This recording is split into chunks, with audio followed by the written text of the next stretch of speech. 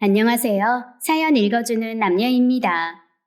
지금 보시는 그림, 상가에서 서럽게 울고 있는 남자의 모습이네요.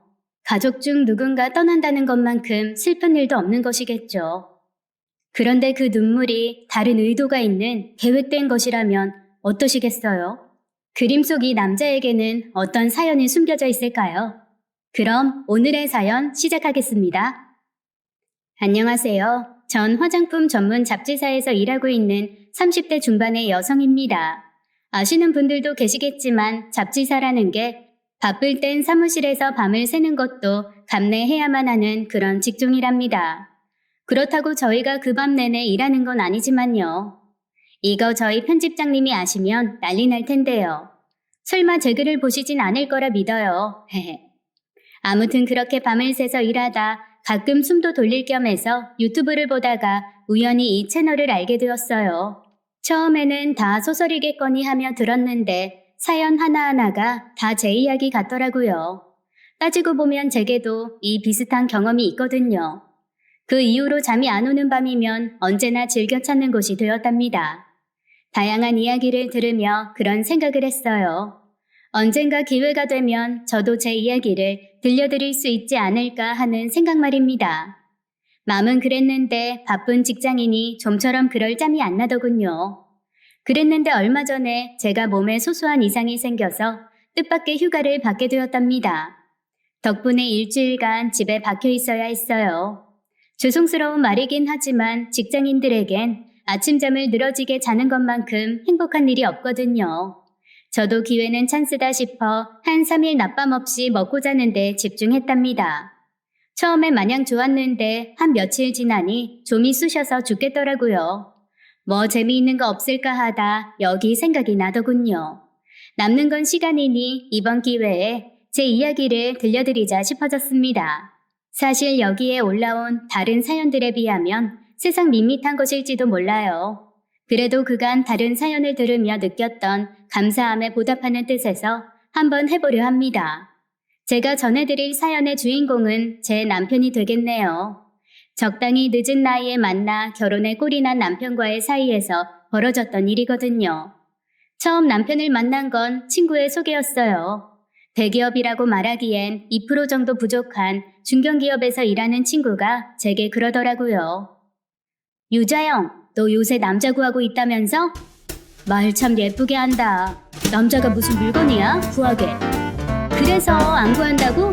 그럼 됐고 이 언니가 참한 남정네가 있어 소개라도 시켜줄까 했더니 네가 아직 살만하지? 참한 남자? 정말로? 참한 거 맞아? 네 눈이 워낙 낮아서 믿을 수가 있어야지. 그렇단 말이지. 싫으면 관둬라. 주연이가 소개팅 시켜달라던 걸 깜빡했네. 우리 주연공주한테나 하라 그래야겠다. 어허, 이 사람이 왜 이리 급하실까? 누가 안 하겠대? 일단 이야기 먼저 해봐. 그래서 그 참하다는 남자가 누군데? 사실 제가 남자에 큰 관심은 없는 사람이었답니다. 대학 시절 뜨겁게 사랑하던 남자친구와의 7년간에 걸친 장기 연애가 깨어진 후 남자보다는 일이라고 주장하며 살아왔거든요. 초반에는 그 약속을 잘 지켰답니다. 남자라면 지긋지긋하다 싶었으니까요. 그런데 그 세월이 3년을 넘어가면서 조금씩 연애세포가 살아나더군요. 그렇다고 무슨 수를 써서라도 연애를 해야지 하는 정도는 아니었어요. 그랬던 제가 친구들과 직장 선후배들을 다그쳐서 남자를 소개해달라는 형편이 되었답니다. 아빠 때문이었어요. 아빠가 이름도 생소한 담도암이란 병을 얻으셨거든요. 전 그 소식을 들었을 때 엄마랑 손잡고 얼마나 울었는지 몰라요. 그래도 아빠를 믿었어요. 엄마와 저희 자매를 평생 사랑으로 대해오신 분이 저희만 남겨놓고 떠나실 리 없다고 생각했으니까요. 또 누구보다 건강하고 열정적인 분이셨으니 얼마든지 이겨내실 거라고도 생각했고요. 그건 바람이었고 희망이었어요. 그 바람이 이뤄지지 못할 수도 있다 싶어졌어요. 무슨 수를 써서라도 이겨내겠다시던 아빠였지만 암이란 놈은 생각보다 훨씬 사악했거든요. 수술과 이어진 항암 치료가 길어지면서 아빠는 급속히 쇠약해져 가셨어요. 어쩌면 그대로 저희 곁을 떠나실지도 모른다 싶어질 정도였답니다. 저희도 저희지만 아빠 본인이 가장 그러셨던 것 같아요. 자영아, 아빠 소원이 있는데 들어줄래? 또 이상하게 말한다. 아빠가 하고 싶은 거면 뭐든 다 해주지. 그런 걸 뭘 부탁식이나 하고 그래? 뭔데? 아빠 죽기 전에 아빠가 죽긴 왜 죽어? 자꾸 그러면 나 아빠랑 이야기 안 한다. 미안. 아무튼 아빠가 우리 딸 손잡고 웨딩 마치를 드리고 싶어졌어. 인정하기 싫지만 조금 더 시간이 지나면 네 손 잡아주는 게 힘들지도 몰라서. 아빠 말씀은 당신이 죽기 전에 제가 결혼하는 걸 보고 싶다는 거였어요. 자기가 하던 보호자의 역할을 누군가에게 넘기고 싶으셨나 보더라고요. 버럭 화를 내긴 했지만 아빠 말을 허투루 넘길 수는 없었답니다. 평생을 저와 제 동생 행복하게 살 수 있게 해주신 분의 소원이었으니까요. 그래서 부랴부랴 남자를 찾게 된 거였어요. 주변을 아무리 둘러봐도 쓸만한 남자가 없으니 친구들에게 부탁을 한 거였답니다. 그 소리를 듣고 윤주가 나선 거였고요. 우리 회사 차장님, 나이가 좀 많긴 한데 사람은 되게 젠틀해. 성 차장님 노리는 여직원들도 적지 않을 정도야. 윤주가 말한 것에 따르면 성 차장이라는 남자는 30대 후반이라는 나이를 제외한다면 어디 하나 빠지지 않는 남자라더라고요. 당시 제가 30대 극초반이었으니 그 부분이 걸리긴 했지만 윤주가 하도 강력하게 밀어붙이는 통에 만남을 가지고 말았어요. 조 대리가 저한테 거짓말을 했네요. 네? 그 친구가 뭐라고 했는데요? 집도 잘 살고 가정도 화목하고 애도 똑똑한데 단지 뭐요? 얼굴이 좀 안 예쁘고 몸매도 좀 미달이고 성격도 약간 이상하고 발도 평발이고. 네, 거기까지요. 아마 한 10개 정도 더 있을 거예요. 제 말 맞죠? 아니요, 거의 20개 정도 되던데. 근데 자영씨 보고 나니 그게 다 거짓말이었네요. 조 대리가 회사에선 안 그러는데 친구들 사이에서는 거짓말 대장인가 봐요. 걔가 회사에선 안 그런다고요? 그럴 리가 없는데. 원래 안에서 새는 바가지는 밖에서도 새야 하는 건데 걔가 대학 때 잠깐 연극반 동아리를 해서 연기가 좀 되긴 하지만 참 유쾌한 사람이었어요. 30대 후반이라고 해서 아저씨 냄새를 풍기는 그런 남자를 생각했거든요.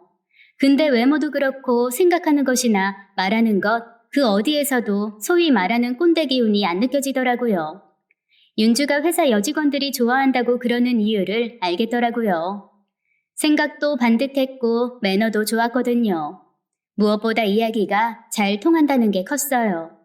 그게 아니라면 간만에 남자를 만나서 너무 들뜬 것인지도 몰랐어요. 그날 가벼운 커피 한 잔에서 시작된 만남이 결국 술자리로 이어졌고 그래선 안 됐는데 제가 필름이 끊어질 정도로 술을 마셨답니다. 다음날 깨어질 듯한 머리를 부여잡고 일어나자마자 미친 듯 후회를 했답니다. 뭐라고 한 것 같긴 한데 그게 뭐였는지 기억이 나질 않았거든요. 간만에 만난 괜찮은 남자를 제가 사정없이 걷어찬 것만은 분명했답니다. 세상에 어떤 남자가 처음 만난 날부터 필름이 끊어질 정도로 술을 마시는 여자를 마음에 들어 하겠어요. 사무실에 출근해서도 계속 어쩌나 고민을 했었답니다. 미안하다고 사과 전화라도 해야 한다고는 생각했지만 제가 무슨 말을 했는지도 모르겠고 술이 취해서 어떤 행동을 한 건지도 기억나지 않으니 그저 전전긍긍하는 것 말고는 할 수 있는 일이 없었기 때문이었습니다. 먼저 접촉해온 쪽은 그 사람이었어요. 속은 좀 괜찮으세요? 네, 죄송해요. 죄송이라니요. 그 말은 제가 드려야 하는데 죄송합니다. 제가 너무 기분이 좋아서 술이 과했습니다. 진짜로 죄송합니다. 그 사람도 저 못지않게 취해서 어제 일이 잘 기억나지 않는다지 뭡니까? 그제야 숨이 쉬어지더라고요. 제가 한 실수를 그 사람이 기억하지 못한다는 뜻이었거든요. 근데 사실은 그게 아니었습니다. 저희가 결혼을 결정하고 얼마 지나지 않아 남편이 그때 이야기를 해줬거든요. 진짜 쥐구멍이라도 있으면 들어가고 싶은 심정이었어요. 한편으론 진짜 배려심 넘친다고 생각했답니다. 너무 사랑스럽더라고. 방금 전까지 막 웃고 떠들던 사람이 장인어른 이야기하면서 눈물이 글썽글썽해지는데 참 착한 사람이구나 싶더라. 그러니까 오빠는 내가 필름이 끊어져서 한 걸 다 기억했다는 거잖아. 진짜 창피해. 근데 왜 그 다음날 오빠가 자기도 기억 끊어졌다 그랬어? 그래야 네가 창피해하지 않을 거잖아. 내가 아무리 마음에 들었다 해도 자기 치부를 다 보인 사람을 다시 만나려면 껄끄러울 테고. 뭐 그래서 나도 필름 끊어졌다고 그런 거지. 그러면 편하게 다시 볼 수 있을 거니까. 그래서 내가 아빠 이야기 꺼냈을 때 별로 안 놀란 거였구나. 이미 들었으니까. 맞지? 어, 근데 그날 나 아빠 이야기 하면서 온 것 말고는 실수한 거 없지? 실수? 글쎄다. 너무 많아서 다 기억이 안 나. 뭐야, 잊어. 그게 뭐든 잊어. 알았지? 그런 남자였어요. 상대를 배려할 줄 아는 사람이요. 그런 사람이니 우리의 만남은 빠르게 깊이를 더해갈 수 있었답니다. 그 사람에 대한 애정이 빠르게 쌓여가면서 어렵지 않게 아빠에 대한 이야기를 할 수 있었답니다. 아버지가 담도암이라고? 네가 많이 힘들었겠다. 나도 몇 년 전에 아버지가 뇌출혈로 돌아가셔서 네 심정 잘 알아. 너무 걱정하지 마. 요새는 의학이 발달해서 예전처럼 암이라고 다 죽는 세상도 아니잖아. 나도 그렇게 생각해. 그래도 아빠 생각은 안 그런가 봐. 나보고 빨리 결혼하라는 걸 보면. 자식이면 당연히 부모 소원 들어드려야지. 네가 이렇게 예쁘게 클 수 있게 해주신 분인데. 이해해줘서 고마워. 꼭 그것 때문에 이러는 건 아니다. 무슨 말이야? 내가 너랑 결혼하려는 거 아버님 소원 들어드리려고 그러는 게 아니라고. 내가 너 좋아서 그러는 거야. 사랑해서. 뭐야. 참 예쁘게 말하는 사람이었습니다. 제가 사정이 그러니 좀 서두르는 기색을 내비쳤거든요.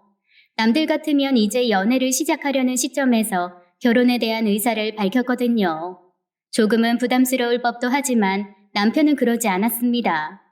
오히려 자신이 먼저 말하지 못해 미안하다고 그러던 사람이었어요. 다들 좋아해 주셨어요.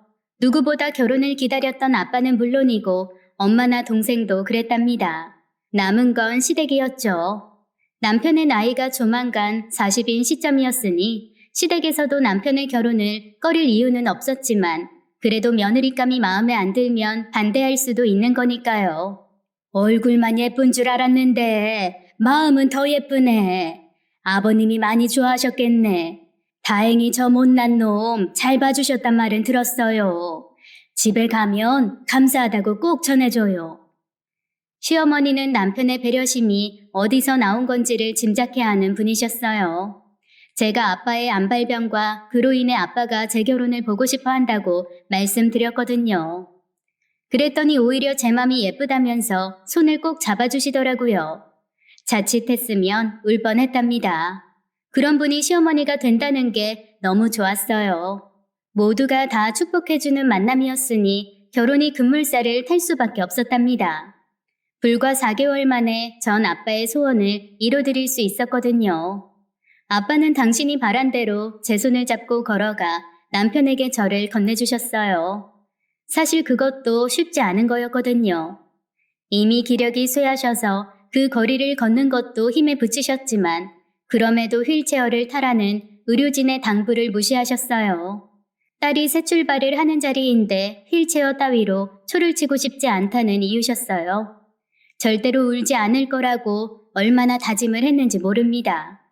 아빠 손잡고 걸으면서도 그 다짐을 지킬 수 있었지만 남편이 제 손을 아빠에게서 건네받고는 덥석 엎드려 절하면서 큰 소리로 말하는 순간 참았던 눈물이 터지고 말았습니다. 이런 예쁜 딸 주셔서 감사합니다. 아버님만큼은 아니겠지만 아버님이 자영이에게 준 사랑만큼 저도 줄 수 있도록 노력하겠습니다. 그래도 제가 아직 많이 부족하니 아버님이 제 곁에서 가르쳐 주십시오.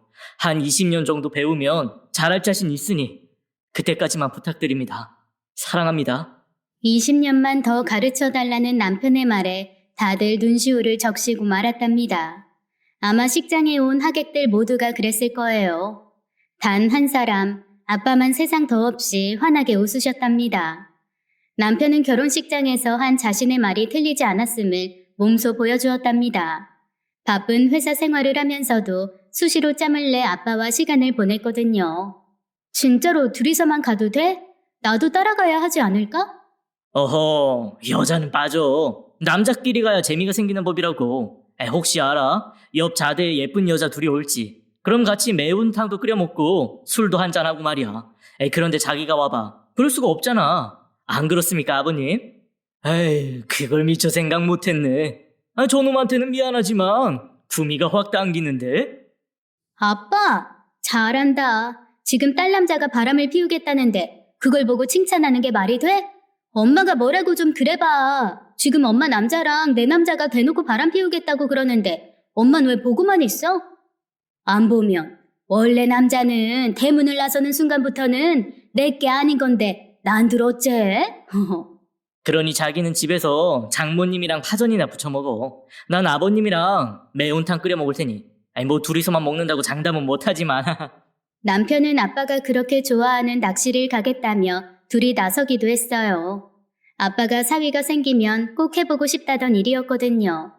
엄마나 저나 동생은 낚시라면 질색을 하곤 했으니 항상 혼자 가던 낚시였답니다. 그것도 이젠 몸이 안 따라줘서 갈 수도 없는 일이었죠. 남편이 그걸 알고는 아빠를 데리고 낚시를 간 거였죠. 엄마와 제가 얼마나 고마웠겠어요. 자식이라 해도 쉽지 않은 일을 남편은 너무도 자연스럽게 하곤 했답니다. 아빠가 병원 검진하는 날에는 월차를 쓰면서 아빠를 모시던 사람이었어요. 저나 엄마가 하긴 힘들 거라는 이유였죠. 너무너무 좋은 사람이었어요. 그런 남편을 보면서 저 역시도 시댁에 잘해야겠다고 생각한 건 당연한 거였어요. 그래서 시어머니랑 쇼핑도 다니고 찜질방에 가기도 했답니다. 남편이 잘하니 저도 잘해야 한다는 강박 같은 게 아니었어요. 시어머니는 꼭 친엄마처럼 저를 예뻐해 주셨거든요.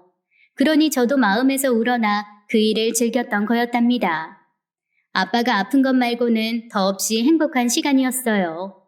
그래도 모든 게 완벽할 수는 없는 법이죠. 저희 집이 아빠 문제로 힘들어하고 있었다면 시댁에겐 시누이가 있었습니다. 저보다 한 살 어린 시누이는 소위 말하는 은둔형 외톨이에 가까운 사람이었거든요. 저도 결혼 전까지 두어 번 본 게 다였을 정도로 시누이는 자신의 방을 벗어나지 않는 사람이었답니다. 그러니 시어머니의 근심이 커질 수밖에 없었어요. 이유가 있었답니다. 아가씨, 저 들어갈게요. 천천히 문을 열자 시누이의 얼굴이 보이더군요. 언제나처럼 앞머리를 내려 얼굴 반을 뒤덮은 채였습니다. 무슨 일이세요? 저 일해야 하는데. 시누이의 손에 쥐어진 색연필을 보니 일을 하고 있었나 보더라고요. 시누이는 자기 방을 나서지 않고도 할 수 있는 일을 하고 살았답니다. 책이나 잡지 같은 데 실리는 사파를 그리는 사람이었어요. 제대로 된 영업 없이 아름아름 하다 보니 많은 작업을 하지 못했지만 분명히 못 그리는 사파가는 아니었답니다. 저희 잡지야 사진이 모두여서 사파를 쓸 일이 거의 없지만 다른 매체들은 그래도 가끔씩 사파를 이용하니 저도 어느 정도는 알고 있거든요. 죄송해요. 그래도 이야기를 좀 하고 싶어서요. 시누이는 평소 시어머니나 남편과는 거의 소통을 하지 않고 있었답니다. 아무래도 성향 탓일 거예요.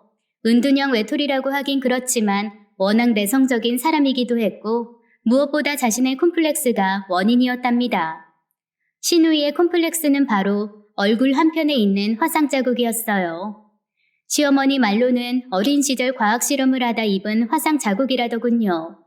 치료도 받고 했지만 완벽하게 원래 얼굴로 돌릴 수는 없었답니다. 안 그래도 내성적인 사람이 그런 흉터까지 가지게 되니 더더욱 사람들과의 교류를 멀리하게 된 거였답니다. 누구에게 해를 끼치는 일은 아니었으니 크게 문제가 될 건 없었죠. 많은 돈은 아니지만 자기 생활비 정도는 벌기도 했고요. 다만 저런 식으로 평생 살 수는 없으니 시댁에서 걱정을 한 거였답니다. 제가 이 집 식구가 아니었다면 관여할 이유는 없었겠지만 이젠 그럴 수도 없는 상황이었습니다.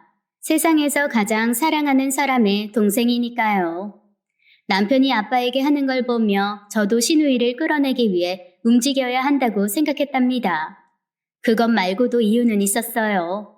저도 시누이의 마음을 어느 정도는 이해할 수 있었거든요. 나이가 들면서 많이 달라졌지만 어린 시절의 저는 더없이 내성적인 아이였습니다. 수업 시간에 선생님한테 말하는 것도 무서워서 소변을 참지 못하고 바지에 실례를 한 적까지 있었을 정도였거든요. 그게 다가 아니었습니다. 그게 빌미가 되어 친구들에게 따돌림을 당하기까지 했답니다. 정말이지 힘든 시간이었습니다. 다행히 부모님이 그걸 아시고는 여러 조치를 취해 주셨어요. 학교도 멀리 떨어진 곳으로 전학을 시켜주셨답니다. 가까운 곳으로 전학을 가면 제가 왕따였다는 걸 아는 사람이 있을지도 모른다는 이유였죠. 그리고 태권도 학원과 웅변 학원도 보내주셨어요. 그걸로 제 심약함을 날려버릴 수는 없지만 그 과정에서 부모님이 보여주신 사랑이 저를 일으켜 세워주신 거였어요. 중학생이 되고 고등학생이 됐을 때는 그 시절의 저를 더 이상 찾아볼 수 없게 되었답니다. 그 모든 게 부모님의 도움 때문이었습니다. 만약 저 혼자 그걸 감당하고 극복하라고 했다면 못했을 확률이 높았을 거예요. 신우이가 그런 상황일 거라고 생각했어요. 그래서 어린 시절에 부모님이 했던 것처럼 저도 신우이를 그 방에서 끌어내는데 도움을 주려고 했던 거고요. 물론 당사자들은 그 일이 마냥 반갑지는 않답니다. 제가 그랬거든요. 그래도 포기하면 안 되는 거였죠. 부모님이 그러셨거든요. 저도 그럴 각오로 신우이를 찾은 거였어요. 저 바쁜데 다음에 이야기하시면 안 돼요? 역시나 바짝 웅크리더군요. 그 조그만 방은 누구도 침범할 수 없는 자신만의 피난처였을 텐데 그 공간에 말도 없이 쳐들어온 제가 반가울 리는 없었나 보더라고요. 역시나 신우이는 불편한 기색을 감추지 못하더군요. 저런 사람한테 처음부터 콤플렉스를 자극하는 건 바보짓이었습니다. 죄송해요. 제가 너무 급해서요. 아가씨 도움이 꼭 필요해요. 저 조금만 도와주시면 안 될까요? 거짓말을 좀 했어요. 신우이의 경계심을 무너뜨리려면 어쩔 수 없었어요. 일단 대화를 시작해야 뭐라도 할 수 있었으니까요. 제가 도울 일이 뭐가 있어서요. 여전히 깃을 세우고 경계심을 늦추지 않더군요. 제가 잡지사에서 일하는 건 아시죠? 네, 이번에 제 꼭지에 사진 말고 다른 걸 쓸까 하는데요. 일러스트나 사파 같은 거요. 근데 제가 그런 쪽은 너무 몰라서요. 아가씨가 그 일을 하니 저 좀 가르쳐 주세요. 그렇게 물꼬를 텄습니다. 긴 세월 자신의 공간에서 웅크리고 있던 사람이니 처음엔 수월하진 않았습니다만 그래도 진심을 내보이고 다가서는 사람을 내칠만큼 모진 사람은 아니었답니다. 제가 아가씨 방을 드나드는 빈도가 늘자 시어머니와 남편이 좋아하는 걸 보니 더 많이 노력하게 되더라고요. 그렇게 6개월이란 시간이 흘렀습니다. 이젠 신우이가 제 방문을 피하지 않게 되었답니다. 그제야 제 진짜 목적을 이야기할 수 있었어요. 아가씨, 제가 하는 말 오해하기 없기에요. 뭔데요? 아가씨 얼굴이요. 그건 왜? 저 얼마 전에 성형외과 기사를 쓴 적이 있거든요. 살다가 불의의 사고로 얼굴이나 피부에 흉터를 지닌 사람들에게 도움을 주는 방법 같은 걸 다룬 기사예요. 그거 하면서 여러 분 뵀거든요. 근데 그분들 하고 나서 엄청 좋아들 하셨어요. 그건 그 사람들이고요. 전 안 돼요. 그 이야기는 안 했으면 해요. 아가씨, 제 말 좀 들어보세요. 그때 제가 만난 사람들 아가씨보다 상처도 훨씬 크고 상태도 훨씬 나쁜 사람들이었어요. 근데 그분들 수술받고 메이크업 배우고 나선 다들 너무 좋아하셨어요. 아가씨처럼 사람들 앞에 나서는 걸 힘들어했는데 그거 이후에 자신 있게 사시더라고요. 그래서 글쎄, 그건 그 사람들 일이잖아요. 전 안 된다고요. 얼굴의 상처보다 더 큰 게 마음의 상처였어요. 처음엔 솔직히 남편의 은혜에 보답한다는 생각이 강했지만 시간이 갈수록 그보다는 신우이에 대한 애틋함이 커지더라고요. 이야기를 나눠보니 심성도 고운 사람이었거든요. 능력도 있었고요. 그런 사람이 매번 집에만 갇혀있다는 게 너무 안타까웠습니다. 한 번이 아니면 두 번, 두 번이 아니면 세 번 한다는 생각으로 부딪혔어요. 제 말을 들으려고도 하지 않던 신우이가 계속 그러자 조금씩 수그러지대요. 언니는 자기 일도 아닌데 왜 이렇게까지 해요? 엄마랑 오빠도 포기한 건데. 내가 지난번에 나 어린 시절 말했죠? 기억나요? 선생님한테 말 못해서 교실에서 바지 적신 일 말이에요? 네, 그래서 왕따두였다고 그랬잖아요. 나 그때 진짜 힘들었어요. 겨우 10살짜리가 자살이란 말을 떠올릴 정도였거든요. 그때 아무도 저를 도우지 않았다면 저 진짜 잘못했을 수도 있었어요. 근데 다행히도 엄마 아빠가 절 건져주셨어요.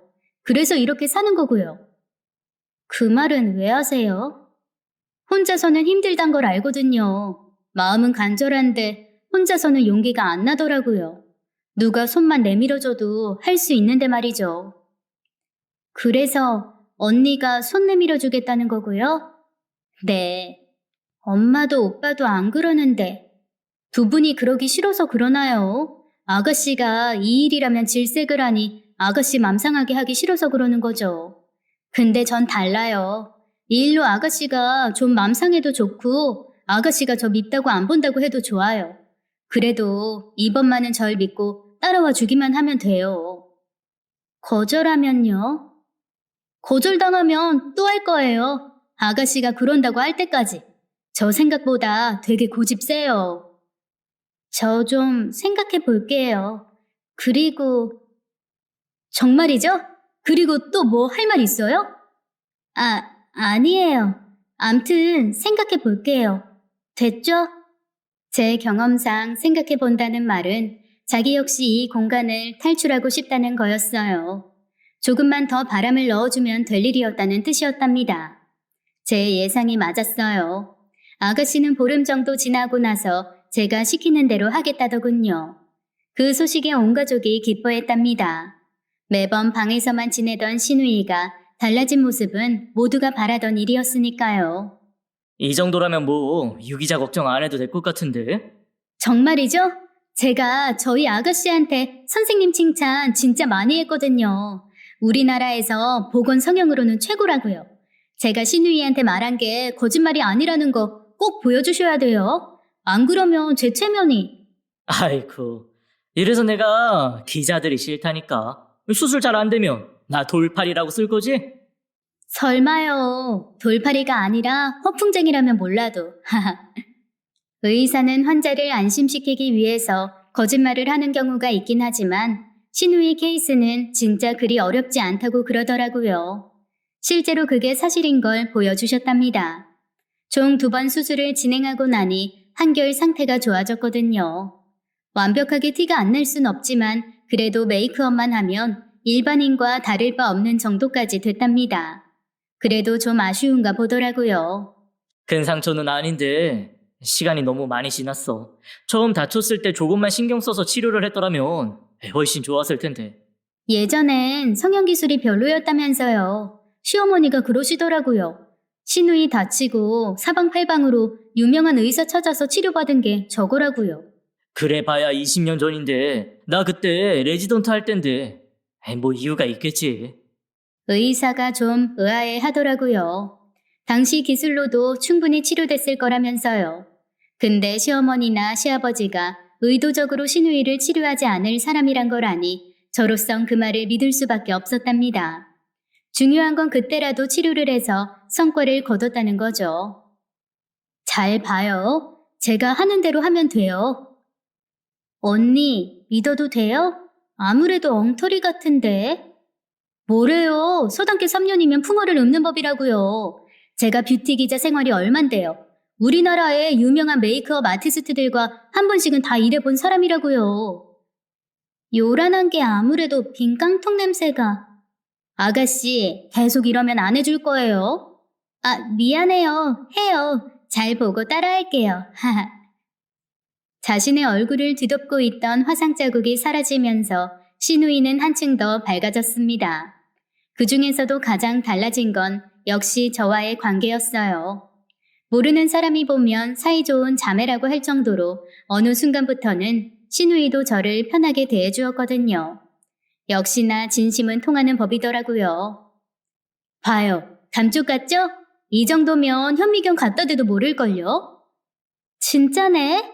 진짜 언니 뷰티 기자 맞나봐요. 뭐예요? 도대체 날 어떻게 생각하고? 어떻게 생각하긴요. 그냥 잔소리쟁이 올케라고 생각하죠. 그렇단 말이죠? 내가 진짜 오빠 봐서 가급적 잔소리를 안 하려고 했는데 아가씨가 그렇게 생각했다니 기대에 부응해야겠다는 욕구가 팍팍 샘솟는데? 아, 취소. 그냥 상냥한 언니라고 생각해요. 진짜예요. 기자들 일이 사람 만나는 겁니다. 따라서 기자 생활이 좀 되니라면 반권 상쟁이 내지는 거짓말 탐지기의 인간화 이런 게 되거든요. 신우이의 마지막 말이 진짜라는 걸 알 수 있었어요. 저희는 신우이 올케이기 전에 사이좋은 언니 동생 혹은 친구처럼 느껴졌답니다. 그래서일 거예요. 진짜 고마워요. 진짜예요. 세상에 어떤 올케가 신우이한테 이럴까? 아유, 오글거려. 근데 다들 그래요. 당장 오빠만 해도 우리 아빠한테 얼마나 잘하는데. 오빠한테 비하면 난 아무것도 아니에요. 그래요? 근데 언니. 내내 밝았던 신우이의 표정이 어두워지더군요. 아무래도 무슨 말을 하려다 참는 표정이었답니다. 제가 다시 물었다면 했을지도 몰랐답니다. 근데 마침 그때 시어머니가 절 부르셔서 대화가 끊어졌어요. 결국 신우이가 제게 하려던 이야기를 들을 수가 없게 되었답니다. 상관없었어요. 앞으로도 신우이를 볼 날이 차고 넘쳤으니 쉬엄쉬엄 들으면 됐으니까요. 그러나 그게 아닌 경우도 있었답니다. 바로 아빠가 그랬어요. 남편이 아빠를 모시고 떠나는 낚시 여행도 더 이상 이뤄지지 않을 정도로 아빠의 건강이 급격히 나빠지셨거든요. 모르는 건 아니었습니다. 이미 제가 결혼할 때도 의사가 가족들을 따로 불러 어느 정도 마음의 준비를 하는 게 좋겠다고 할 정도였으니까요. 그걸 생각하면 아빠는 정말 잘 버티신 거였어요. 당신 소원이던 딸 손잡고 결혼식 치르기를 위해 안간힘을 쓰신 아빠는 사위가 자신을 극진히 보살피는 즐거움 또한 쉬이 포기할 수 없으셨던 거였어요. 그러나 아무리 정신력이 강한다 한들 쉼없이 세력을 확장하는 암덩어리들을 완벽하게 제압하실 수는 없으셨답니다. 결국 제가 결혼하고 1년 반이 지났을 무렵 아빠가 저희 곁을 떠나셨어요. 저와 엄마 그리고 제 동생을 잘 부탁한다며 남편의 손을 잡으시던 모습이 마지막이었답니다. 어느 정도는 예상하고 있던 이별이었음에도 가족의 슬픔은 커다란 것이었어요. 아빠를 보내는 3일 내내 틈만 나면 울어야 했을 정도였답니다. 그래도 저희는 평생을 함께 해온 가족이니 그럴 수 있다 치지만 남편은 아빠를 본 게 고작 2년 남짓인 사람이었음에도 진짜로 많이 슬퍼하더군요. 오죽하면 저희 가족을 잘 모르는 사람들이 남편이 아들이라고 착각하기까지 했을까요? 아빠를 제외하면 여자만 셋인 저희에게 남편의 존재는 정말 든든한 것이었어요. 덕분에 아빠를 잘 보낼 수 있었답니다. 그렇게 아빠를 떠나보내고 집으로 돌아왔어요. 오빠도 좀 쉬어.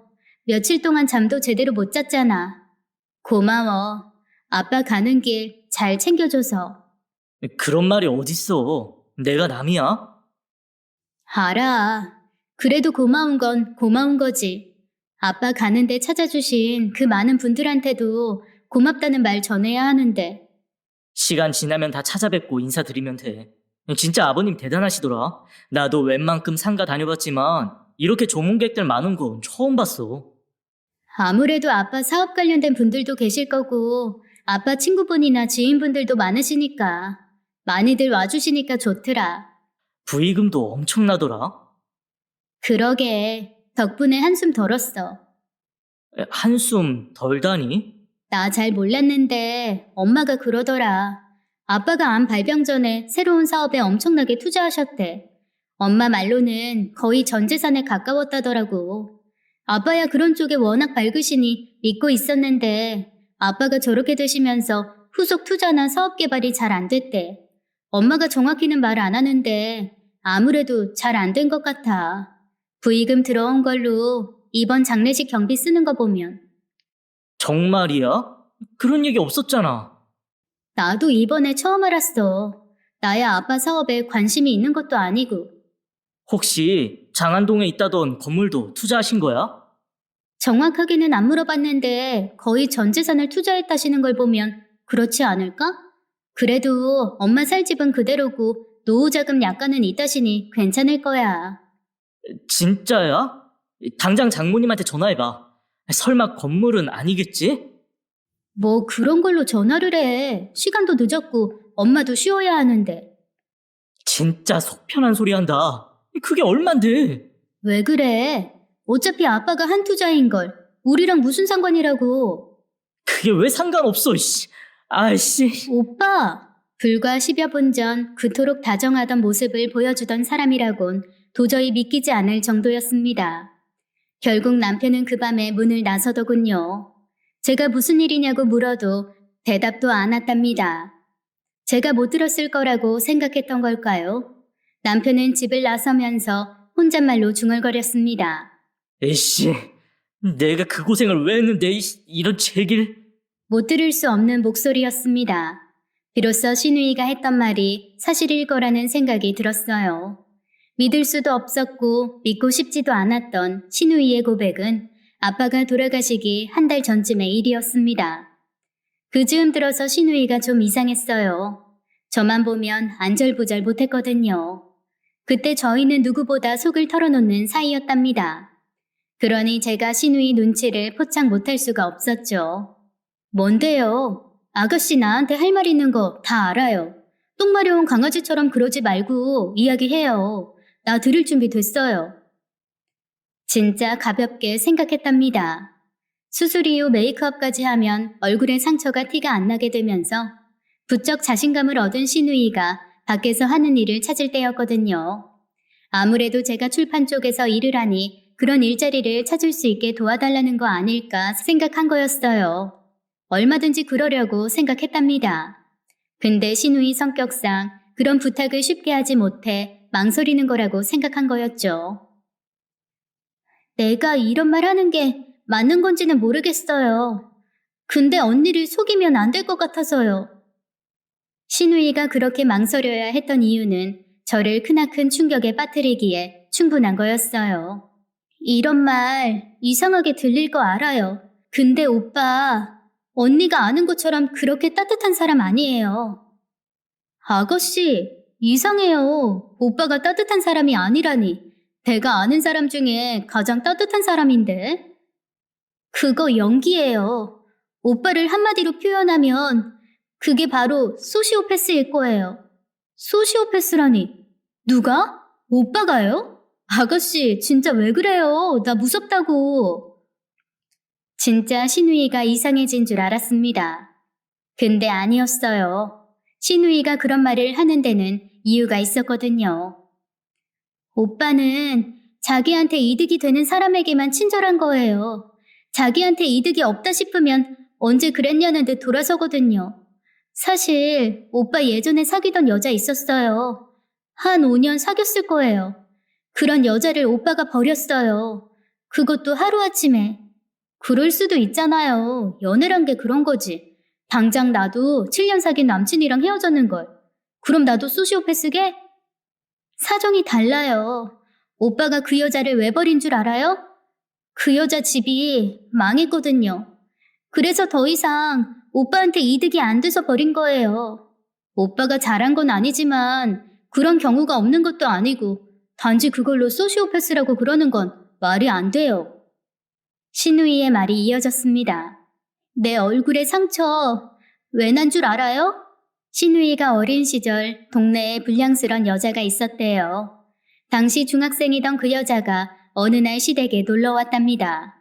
오빠랑 학교 친구이던 그 여자는 불량스럽기는 해도 공부를 잘하는 사람이었다는군요. 그날 부모님이 다 나가시고 오빠도 잠깐 집을 비웠는데도 집에 오더니 신우이 방에 들어왔다고 했어요. 그러다 시아버지가 신우이를 위해 사준 과학실험 세트 같은 걸로 놀았다고 하더라고요. 알콜 램프에 불 붙여서 하는 그런 거였대요. 제가 하지 말라고 했는데 재미있어 보인다고 하다가 제가 제지하자 저를 뿌리치다 램프에 있는 알콜에 불이 붙어서 제 머리카락과 얼굴로 옮겨 붙었어요. 제 얼굴 상처 그렇게 난 거예요. 그것까지는 흔히 생기는 사고가 맞아요. 근데 그 다음 일이 정말로 무서운 거였어요. 서둘러 불을 껐지만 이미 신우이의 얼굴엔 치명적인 화상이 생긴 뒤였어요. 바로 그때 오빠가 들어왔대요. 오빠가 그걸 보더니 대수롭지 않게 반응했대요. 그러더니 그 여자와 무슨 이야기를 나눴고요. 그게 그런 거였대요. 공부 잘하는 그 아이 시험 답안지를 자기한테 보여주면 이 일은 신우이가 혼자 놀다 실수로 다친 걸로 하겠다고. 말이 안 되지만 정말 그랬대요. 신우이에겐 네가 혼자 놀다 다친 걸로 하라면서 한참을 윽박질렀고요. 겨우 초등학생이던 신우이가 오빠가 그렇게 나오자 무서워서 그러겠다고 한 거였어요. 정말이요? 정말 오빠가 그랬다고요? 아가씨가 잘못한 건 아니고? 제가 없는 말을 왜 해요? 실제로 그 뒤로 오빠 성적이 부쩍 올랐는데. 그럼 어머니는요? 아버님은 아무 말씀 안 하셨어요? 왜 안 해요? 난리가 났죠. 당장 병원 가서 치료받으라고 그러셨어요. 참 맞다. 지난번에 아가씨 치료해준 선생님이 그러시던데 20년 전이라 해도 이 정도 화상이면 충분히 치료 가능했을 거라고. 그래서 제가 치료받아서 이 정도라고 말씀드리기도 했는데 치료받은 거 맞죠? 신우이가 한숨을 쉬더군요. 사실 엄마가 제 친엄마가 아니에요. 이건 말하지 말랬는데. 친엄마가 아니라니요? 무슨 말이에요? 시아버지와 시어머니는 재혼을 하신 거였대요. 시어머니가 오빠를, 시아버지가 신우이를 데리고 재혼하신 거였다고 그러더군요. 제가 왜 사람을 무서워하는데요. 엄마가 아빠 없으면 절 얼마나 혼낸지 몰라요. 아빠한테 말하고 싶었는데 그러면 진짜 혼난다고 매번 그래서 무서워서 말도 못하고. 엄마만 그런 거 아니에요. 오빠도 툭하면 저 때리고 제 용돈 가져가고. 오빠 저러는 건 엄마 닮은 거예요. 엄마 모르는 사람들이 보면 천사표거든요. 그런데 실제로는 안 그래요. 맞아요. 저 치료 제대로 못 받았어요. 아빠한테는 화상 전문 병원 데려간다 그러고 그냥 동네 병원에서 연고 바른 게 다니까요. 정말 그랬다고요? 근데 왜 말을 안 했어요? 아버님한테 말을 했어야지. 너무 어렸잖아요. 무섭기도 했고. 아빠야 늦게 오니까. 그럼 그 전까지는 엄마랑 오빠랑 사는데 제가 말했다가 뒷감당을 할 자신이 없었어요. 도무지 믿기지 않았지만 신우이가 거짓말을 할 사람은 아니었습니다. 언니랑 결혼도 그런 거예요. 언니 친구가 그랬다면서요. 언니 친정 부자라고. 그래서 관심 가진 거예요. 그럴 일은 없겠지만 언니 친정 망하면 당장 헤어지자 그럴 사람이에요. 이미 그랬던 사람이니까. 못 믿겠어요. 얼마나 다정한 사람인데. 하긴 나도 그랬어요. 오빠가 언니한테 하는 거 보고 정말로 언니를 사랑하는 게 아닐까 생각했어요. 나이도 들어가고 사람이란 건 달라질 수도 있는 거니까. 근데 아니더라고요. 내가 봤어요. 뭘요? 뭘 봤길래 그런 소리를 하는 건데?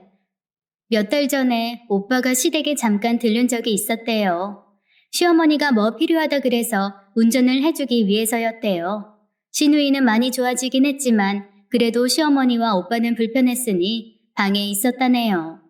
두 사람이 나가는 소리가 들리고 나서 화장실을 가려고 나오다 거실에 있던 오빠 노트북을 봤대요. 솔직히 내가 그걸 왜 봤는지 모르겠어요.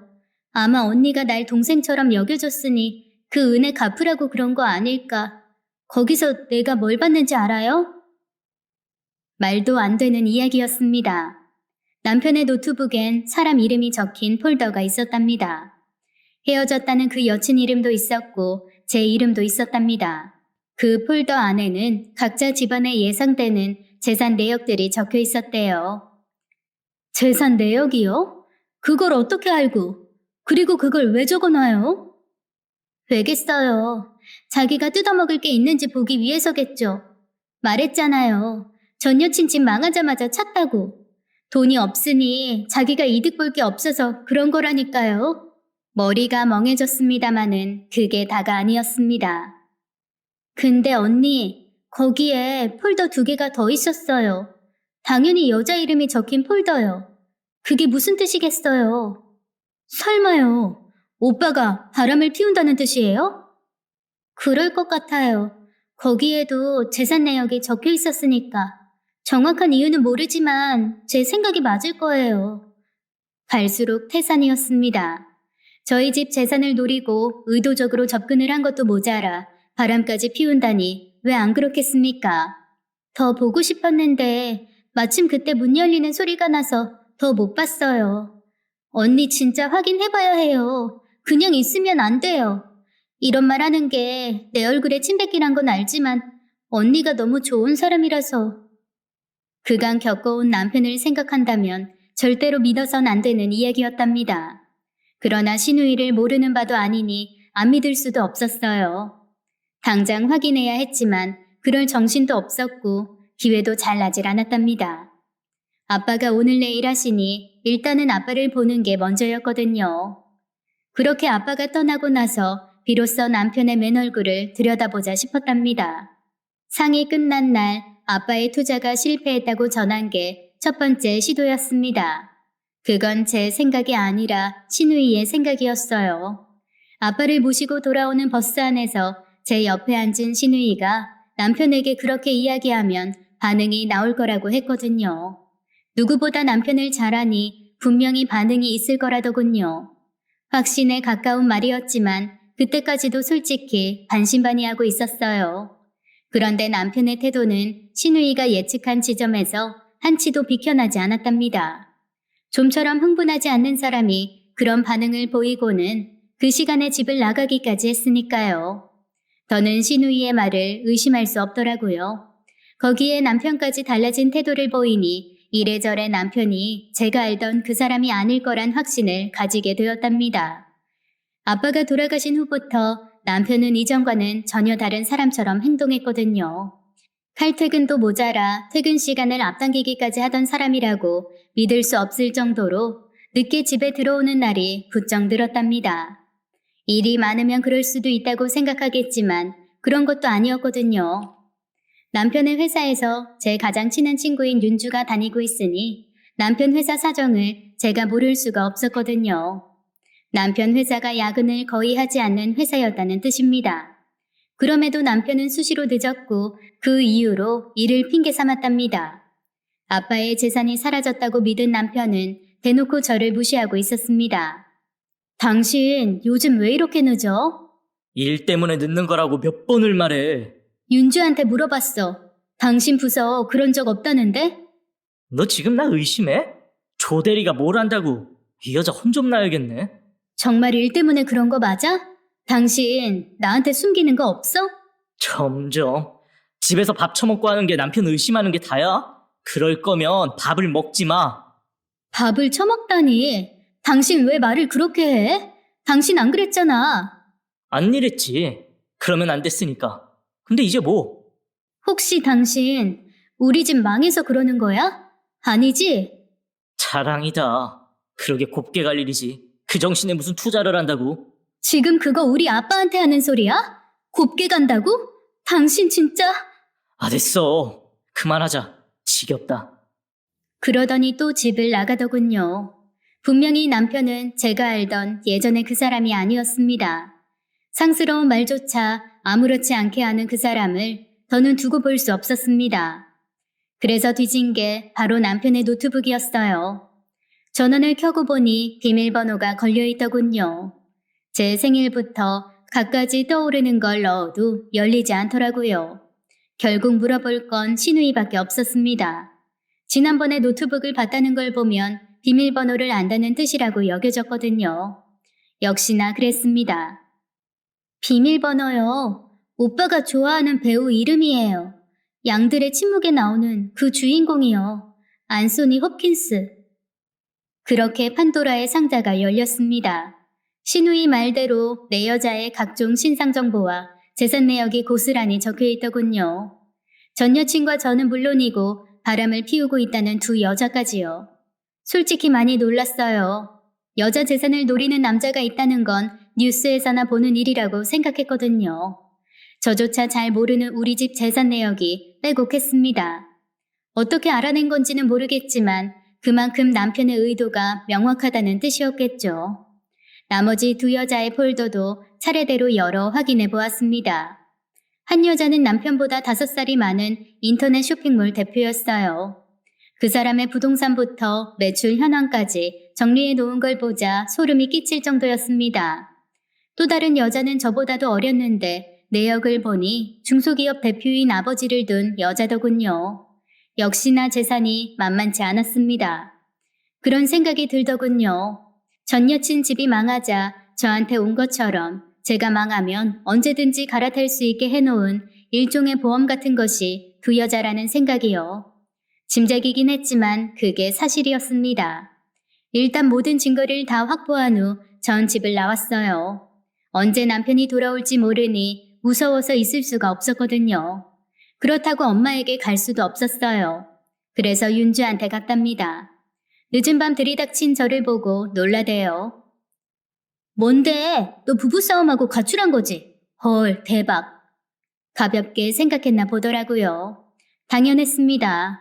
저희 부부를 맺어준 중매자이면서 동시에 제 가장 친한 친구였으니 누구보다 저희가 사이좋은 부부란 걸 알고 수시로 놀리던 아이였으니까요. 그러나 윤주의 웃음은 그리 오래가지 않았습니다. 진짜야? 성 차장님이 그랬다고? 네가 잘못한 것 아니야? 그간의 이야기를 간략하게 들려주고 가져온 파일들을 열어서 보여주자 비로소 윤주가 제 말을 믿더군요. 야, 나 무섭다. 세상엔 진짜 이런 남자가 있구나. 너 어쩔 거야? 어쩌긴 죄를 지었으면 벌을 받아야지. 벌? 무슨 수로? 요샌 간통죄도 없는 세상인데? 그건 형사고. 내가 그래도 기자 아니냐. 상간녀랑 이 남자 상대로 위자료 청구 소송 걸 거야. 그리고 너도 할 일이 있고. 제 계획을 들은 윤주가 혀를 차더군요. 대박. 너 언제부터 이런 생각한 건데? 한 적 없어. 아까 신우이가 말한 내용 보고 오는 길에 생각한 거야.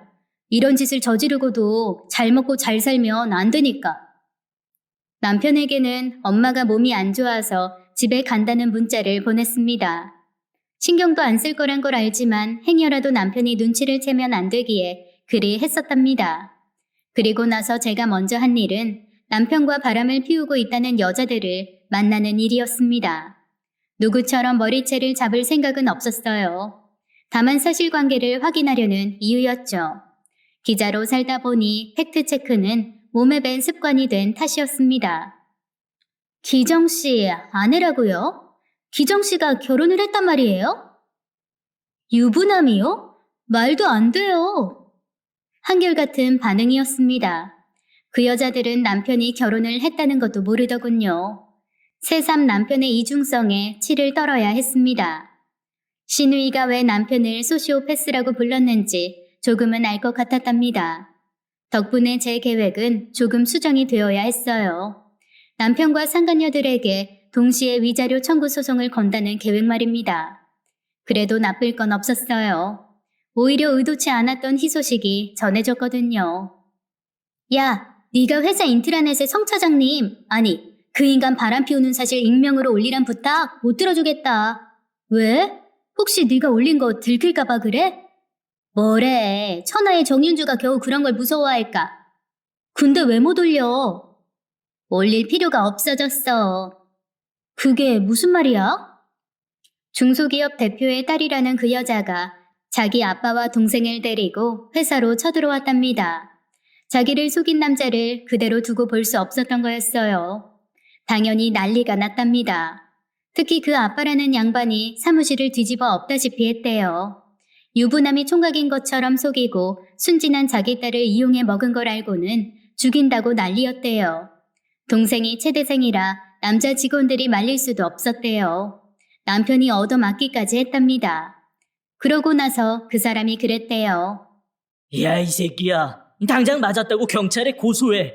네가 우리 집 재산 다 조사했다면서? 네가 뜯어먹으려고 했으니 잘할 거다. 내 재산이 얼만지. 그 정도면 네 치료비랑 벌금 얼마든지 낼 수 있다는 것도 알 거고. 신고 꼭 해라. 우리도 이미 변호사 사서 소 준비하고 있으니까 다른 건 몰라도 우리 딸 속인 대가는 치러야지. 위자료 토할 준비하고 기다려. 알겠어? 당신이 여기 상사인 모양인데 직원 교육 좀 잘 시켜요. 저런 쓰레기 같은 인간을 차장식이나 시켜주니 회사가 잘 될 리가 있겠냐고. 사무실 집기 부셔진 건 우리 변호사 통해 연락해요. 다 물어줄 테니까. 그렇게 회사를 발칵 뒤집고 갔답니다. 내가 밖에서 거래처 손님 만난다고 그걸 못 봤어. 너무 억울해. 그 통쾌한 장면을 못 봤다니까. 우리 과 장대리가 그러는데 진짜 영화였대. 성차장 맞아서 코피 났는데 신고도 못하고 그러고 있었다는데 억울해. 그걸 내 눈으로 봤어야 하는데. 제가 두 여자에게 조언한 게 위자료 청구를 하라는 거였는데 그걸로는 성이 안 찼나 보더라고요. 저는 그 소식을 들은 이후 친정으로 왔답니다. 엄마한테는 이혼을 하겠다고만 말했습니다. 엄마가 기겁을 했지만 제 태도가 워낙 완강하니 더 말리진 않으시더라고요. 그렇게 자란 사위와 이혼을 한다니 이해가 안 갔을 테지만 그렇다고 그 사람의 말도 안 되는 비밀을 털어놓고 싶지는 않았습니다. 너무 실망하실 것 같아서요. 결국 저도 이혼 소송과 함께 위자료 청구 소송을 냈어요. 한 명도 아니고 두 명을 대상으로 바람을 피운 탓에 위자료도 평균적인 액수를 넘어섰어요. 그 과정에서 더러운 꼴도 많이 봤지만 그건 어쩔 수 없었답니다. 쓰레기를 치우다 보면 악취도 맡아야 하는 법이니까요.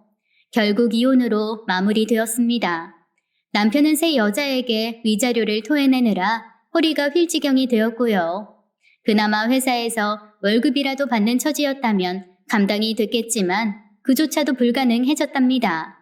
말도 안 되는 범죄를 저지른 직원을 받아줄 만큼 회사란 곳이 너그러운 곳이 아니니까요. 그렇게 모든 것을 다 잃은 남편이 시댁에 들어갔습니다. 저희가 살던 집은 제 명의였으니까요. 아빠가 저를 위해 마련해준 집에 그 사람을 살게 할 순 없는 일 아닙니까? 그리고 신우이는 얼마 전에 독립을 했답니다. 엄한 화풀이를 신우이에게 하던 두 사람이 뜻밖에도 달라진 신우이의 모습에 놀랐답니다. 그래도 돈이 없으니 독립은 생각 못하고 있었거든요. 그래서 제가 도왔습니다. 신우이 덕에 피할 수 있었던 피해액을 생각하면 그깟 보증금 정도야 뭐 별거겠습니까? 그래서 정말 그런 소리를 했다고요? 그래서 뭐래요? 뭐라긴요. 펄펄 뛰지. 언니네 재산 그대로라는 걸 알더니 혀를 차더군요. 혹시 언니한테 다시 연락 오진 않았어요? 그 인간 잔뜩 불쌍하게 연기하고도 남을 텐데. 그래서 연락 온 거였구나.